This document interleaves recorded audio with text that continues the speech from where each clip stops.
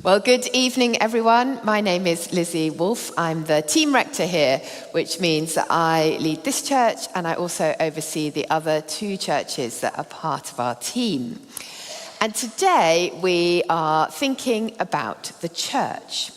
As part of our baptisms earlier on, we said the Apostles' Creed together, which includes this line: I believe in the Holy Catholic Church, the communion of saints. We're going to explore that today, taking those three things in reverse order. So we'll start with the communion of saints, then we'll think about the word Catholic, and then finally the word holy. And as we go, we're going to keep coming back to that image of the church as a body from our Bible reading in 1 Corinthians 12.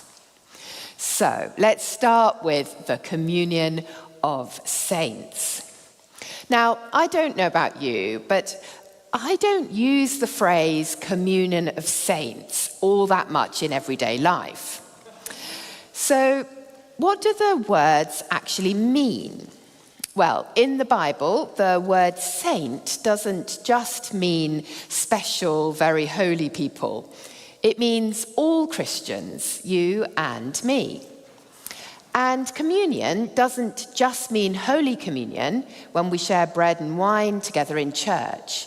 It means a close relationship, deep sharing.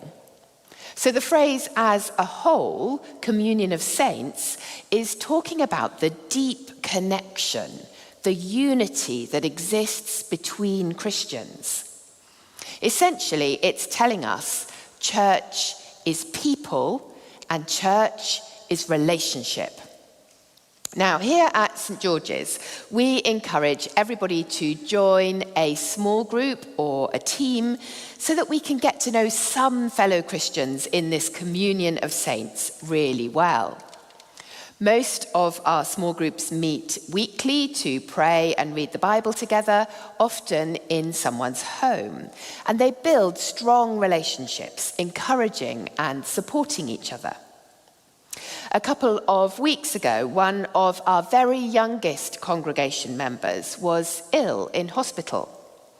The dad told me that when he looked out of the hospital window, he saw some of his St. George's small group walking around the building, praying for them. That's the church, the communion of saints in action. Now, if we think about the church as a body, remember that image from our Bible reading, this idea of a deep connection really comes through. I wonder if anyone here has watched the movie 127 Hours. It's quite an old one, but it's based on the true story of mountaineer Aaron Ralston, who was climbing alone in Utah in 2003 when his arm became trapped by a boulder. After 5 days, he freed himself by sawing off his own arm with a penknife. Now, it's not normally how we treat our bodies. I mean, if I want to go for a walk but I've hurt my foot, I don't just chop my foot off and leave it behind. Either my whole body doesn't go for the walk, or I might bandage up my foot and support it so that my whole body can go. The church is like a body. It's one deeply connected whole. You can't chop a bit off without doing serious damage to the whole. And that's why the divisions that we see between the different parts of the church are so sad. If we look back at church history, we can see that the church has split into Orthodox, Catholic, Protestant, and different denominations. And there are still big controversies today over some important issues. But there are also signs of hope. For example, Thy Kingdom Come, the prayer movement that we just heard about a little earlier, that unites more than 1 million Christians in prayer in nearly 90% of the countries worldwide and across 85 different denominations and traditions. Similarly, the Alpha course that we run here for people who are interested in exploring the Christian faith is also run in all the main Christian denominations. Last year, more than 2 million people did Alpha in 146 different countries. One of my personal favourite ministry moments was when I was leading some Alpha training for about 100 church leaders in Russia. At the end, I was able to invite a Catholic priest and a Russian Orthodox priest to come and join me in praying a blessing over the group. It was just a small action, but it symbolized our unity as one body, the communion of saints. If you have friends who go to a church of a different denomination, I'd encourage you to ask them about it. Find out how they worship and what's important to them. Because fundamentally, what unites us as Christians is far greater than what divides us. As our passage says in verse 13, we're all baptized by one Spirit to join one body, the church. So that is the communion of saints. Church is people, relationship, and unity. Next, let's think about the word Catholic. The Apostles' Creed says, I believe in the Holy Catholic Church.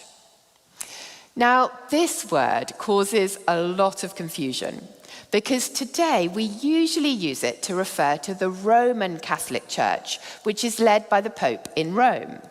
A couple of weeks ago, millions of people watched the white smoke coming out from the conclave as Pope Leo XIV was elected. But that's the Roman Catholic Church with a capital C.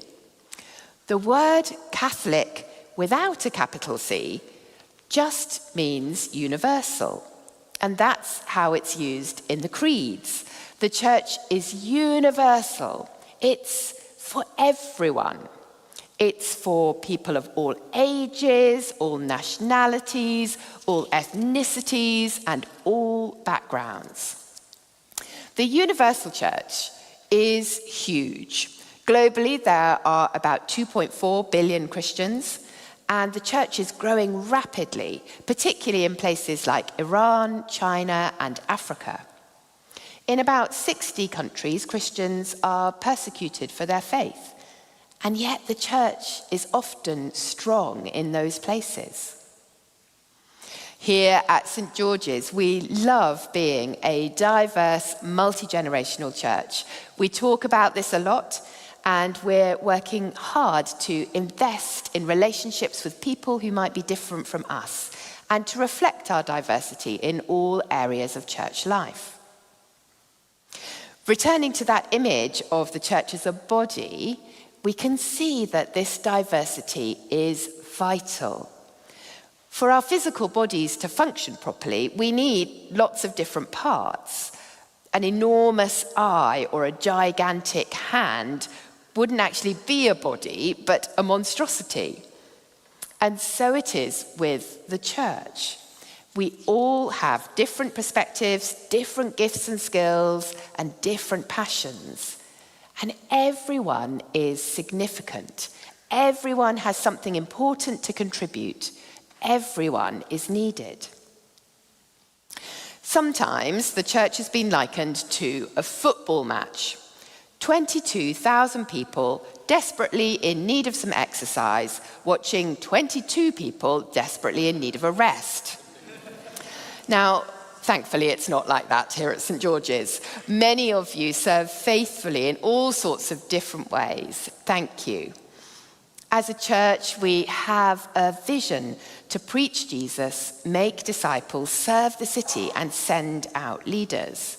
We work together as a body, playing our different roles to see that vision become reality. If you're new or you're not sure how to get involved, then please do come and chat to me or to one of the other leaders after the service, and we'd love to help. So that is Catholic. Church is universal for everyone, and everyone has a role to play. Finally, we're going to think about the church being holy. Now, holy is yet another word that is not commonly used anymore. Sometimes people use it to mean boring or serious or judgmental. But here in the creeds, it has its original meaning of being set aside for God, sacred, pure. As we think about this, we need to acknowledge that the church has been in the news because of its failure to be holy. Tragically, there have been multiple cases of abuse where safeguarding failings were then covered up. This would be appalling wherever it happened, but it's particularly scandalous in church because church is supposed to be holy. It's supposed to be a safe and sacred place where everyone is valued and treated with respect. God is completely holy. The Bible tells us that humans are made in God's image, which means that, amongst other things, we should reflect God's holiness. That's the best way to live and ultimately the most satisfying. But humans are sinful, which means that we all make mistakes and get things wrong. Jesus is the only one who ever lived a perfect, holy life, because he is both God and human. On the cross, Jesus took all the things that we've ever done wrong, all the sin, evil, and death in the world. He broke their power and defeated them. And when he rose again, he opened the way for us to live the life we were designed for, a holy life in relationship with a holy God. Baptism, as people join the church, symbolizes our dying and rising with Jesus. As we go down into the water, we die to our old life. The water symbolizes forgiveness and cleansing. All the guilt, shame, and dirt of the past is washed away. Stefan talked about that last week. And then as we come up out of the water, we get a new start. The water also symbolizes the gift of the Holy Spirit given by God to all Christians. Our Bible passage says we were all baptized by one Spirit to join one body, whether Jews or Gentiles, slave or free, and we were all given one Spirit to drink. Now, the gift of the Holy Spirit doesn't make us instantly perfect. The Holy Spirit gradually transforms us to become more like Jesus, more holy. The process is more like sailing than rowing. Now, I don't actually know very much about sailing, but I do know about rowing because I spent a lot of time at university rowing. Rowers are usually quite big and strong because rowers have to generate all the power to move the boat by pulling on the oars. Essentially, the harder you work as a rower, the faster you go. Sailing is different. There is still work involved. The sailors have to play their part. But the way that you get a sailing boat to go fast is by catching the wind in the sails, and then the wind blows the boat along. As we cooperate with God and catch the wind of the Holy Spirit, we are gradually transformed to become more like Jesus. The Holy Spirit helps us to grow in love, in joy, peace, patience, kindness, goodness, faithfulness, gentleness, and self-control. Sometimes people refer to this as the beauty of holiness because it's so attractive, shining out of people who've been walking with Jesus for a long time. So, we've been thinking about the church. Church is a communion of saints, people, relationship, unity. Church is universal. It's for everyone, and everyone has a role to play. And church is holy, as we are transformed by the gift of the Holy Spirit to become more like Jesus.